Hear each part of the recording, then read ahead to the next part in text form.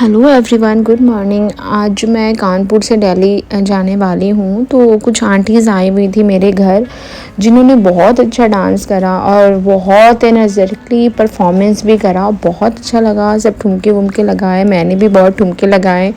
और देखो मम्मी जी भी ना, मम्मी जी वो निछावर होता है ना, उनको वो करना बहुत पसंद है। जब कोई डांस करता है ना तो ज़रूर वो पैसे निछावर करती हैं।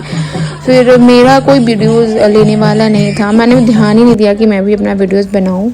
फिर मेरे यहाँ कुछ रिचुअल्स होते हैं ना, जिसमें गिफ्ट दिए जाते हैं। जैसे अपनी ही फैमिलीज़ में चाची जी हैं, बड़ी मम्मी हैं, ये लोग।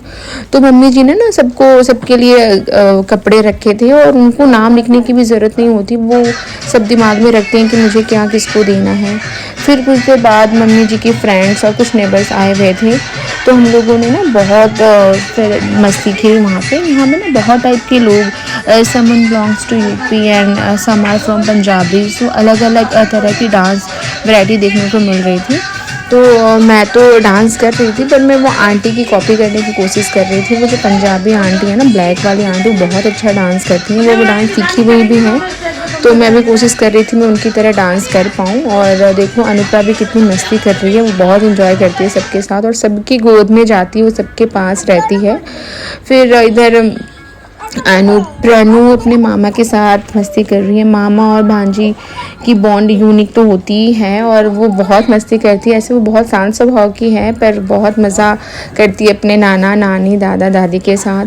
फिर मैं जैसे निकलने वाली हूँ, मम्मी जी को याद आया कि उन्होंने कुछ कपड़े मेरे लिए भी लिए हुए थे, तो वो सब मुझे दे रही हैं कि बेटा ये कपड़े रख लो। वो मुझसे बहुत प्यार करती हैं।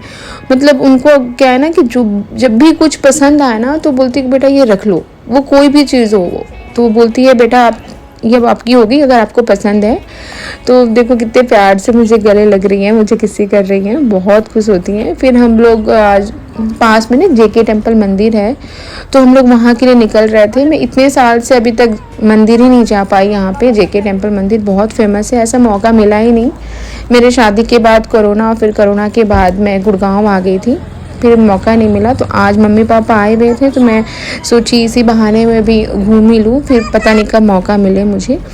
फिर वहाँ पे कुछ कॉरिडोर में स्टॉल्स लगे थे, तो मैंने कुछ सामान खरीद लिए। सामान मीन्स कि बच्चों के क्लिप वगैरह मुझे बहुत पसंद है, हेयर बैंड वगैरह। तो जब भी मैं कहीं जाती हूँ ना, मेरी नज़र बस बच्चों के हेयर बैंड वगैरह पे पड़ती है, और मैं ज़रूर लेकर आती हूँ। उसके बाद मैंने ये मंदिर मुझे इतनी अच्छी लगी ना, बहुत पीसफुल, बहुत अच्छी मंदिर थी। मतलब मुझे लगा ना कि जब भी मैं आऊँ ना, तो एक बार मैं ज़रूर आऊँगी इस मंदिर में।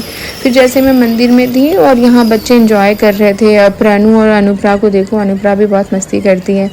यहाँ पे ना ठंडी बहुत ज़्यादा थी, फिर भी मैं जैकेट लाना भूल गई मीन्स ना कि मैं कार में ही रखी हुई थी। तो मैं बहुत ज़्यादा देर तक बच्चों को बाहर नहीं रखी, ये बच्चे फिर कार में ही चले गए थोड़ी देर के बाद। और फिर मैं मंदिर के अंदर गई, दर्शन की। इतनी शांति मिल रही थी ना, इतना अच्छा लगा ना। मैं उसी वक्त सोची कि जब भी मुझे मौका मिले ना, जब भी मैं कानपुर आऊँगी ना, तो मैं इस मंदिर ज़रूर आऊँगी। मुझे इतना अच्छा लगा। तो बहुत ज़्यादा हमारे पास टाइम नहीं था ना कि मैं वहाँ पे रुकूँ। जैसे मम्मी जी पापा जी जब आएंगे ना, तो मैं उनके साथ आ जाऊंगी, क्योंकि आज ना मुझे कानपुर के लिए निकलना था, तो मेरे पास ज़्यादा टाइम है नहीं, रात को मेरी ट्रेन है। और देखो प्रणु की मस्ती। और फिर जैसे ही हम लोग वहाँ से निकले, बस प्रणु की नज़र इन सब टॉय पे पड़ी। अब वो बोलने लगी पापा मुझे एक टॉय दिला दो, बस, ज़्यादा नहीं। वो ज़्यादा जिद करती नहीं है किसी भी चीज़ के लिए। और प्रणु को, अनुप्रा को देखो, अनुप्रा भी बिज़ी हो गई है। वो जो दीदी ली है ना, बस उसको भी वही चाहिए। वैसे ये भी बहुत ज़्यादा परेशान नहीं करती। तो बस अनुप्रा भी बिज़ी है, और वो भी मस्ती कर रही है। और हम लोग को जल्दी निकलना भी था, तो बस हम लोग वहाँ से निकले और डायरेक्ट नाना जी के घर ही आए। नाना जी, नानी जी को बिल्कुल भी अच्छा नहीं लगता कि बेटा फिर कब आओगी, क्योंकि हम लोग का आना बहुत कम ही हो पाता है, ऐसे ओकेजनली ही आ पाते हैं हम लोग। फिर मेरी मौसी को भी निकलना था, तो मौसी हम लोग से थोड़ी देर पहले ही निकलना था उनको, तो वो पहले ही निकल गई। तो वो बस मम्मी जी बस सबको विदाई देते हुए। उन्हें बहुत बुरा लगता है ना अगर घर से कोई जाता है, क्योंकि वो फिर से वो अकेली हो जाती हैं। तो उन्हें उन्हें बात करने की बहुत आदत है, बात करने की, काम करने की। वो किसी कभी बालकनी में भी जाती है ना, दूर से ही आंटी लोग को हाय हेलो कर देती हैं कि सब ठीक है ना, बच्चे ठीक है ना। तो बहुत आदत है उनको बात करने की।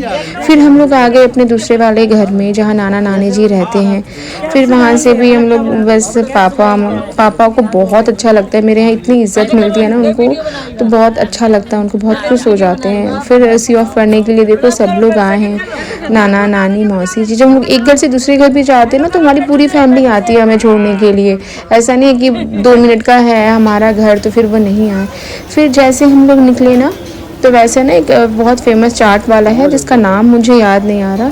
फिर वहाँ ना मैंने ये चाट खाया। थोड़ा सा मुझे लगा कि मेरी ट्रेन थोड़ी लेट हो गई थी, तो मुझे थोड़ा मौका मिला कि चलो मैं चाट खा लूँ। ऐसे मैं बाहर का भी खाना थोड़ा सा अवॉइड ही करती हूँ। फिर मैं चाट खाई और चाट बहुत टेस्टी लगी मुझे। तो मैं ये भी सोच रही हूँ कि जब भी मैं नेक्स्ट टाइम आऊँगी ना, तो ये चाट ज़रूर खाऊँगी मैं।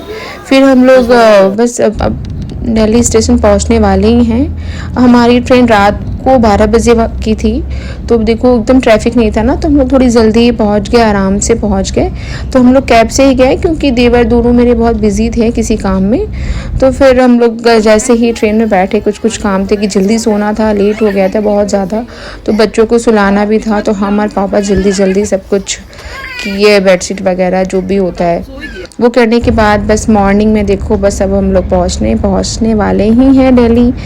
और देखो कितना अच्छा लग रहा है। मॉर्निंग व्यू तो मुझे बहुत ज़्यादा ही पसंद है। एक्चुअली मैं भी मॉर्निंग में उठती हूँ, तो आपको पता है मुझे बालकनी में जाना और देखना मॉर्निंग व्यू बहुत पसंद है।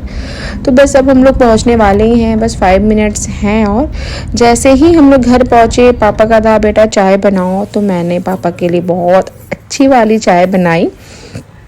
ऐसे मैं चाय पीती नहीं हूँ, लेकिन पापा के लिए मैंने बहुत अच्छी से चाय बनाई। और मम्मी बस लेमन वाटर हनी वो मेरे लिए और अपने लिए। और सुबह ना इनको ऑफिस निकलना था, मेरे लिए इजी पास्ता था, तो मैंने बहुत जल्दी फटाफट चीज़ी पास्ता बनाया। चीज़ मैंने कम डाला क्योंकि वो फिर ठंडी हो जाती है ना, फिर वो उतनी अच्छी नहीं लगती, तो थोड़ा ही चीज़ डाला। और देखो फटाफट जो भी मेरे पास ड्राई फ्रूट्स वगैरह मैं लेकर आई थी वो थोड़ा रख दी थी, और कुछ मिठाइयाँ थी वो उसे भी मैंने पैक कर दिया था। जो मेरी फेवरेट मिठाइयाँ थी ना, बस मैं वही लेकर आई थी। वैसे तो मिठाइयाँ बहुत ज़्यादा थी, तो इन्हें ये कुछ पसंद है, तो मैंने उनके लिए ये रख दिया था। और कुछ ज़्यादा मैं उनको दे नहीं पाई थी क्योंकि टाइम बहुत कम। और जैसे मैं आई ना वैसे ही मुझे बनाना पड़ा। फिर मेरे भाई ने देखो फ्राइड राइस और पनीर की सब्ज़ी बनाई।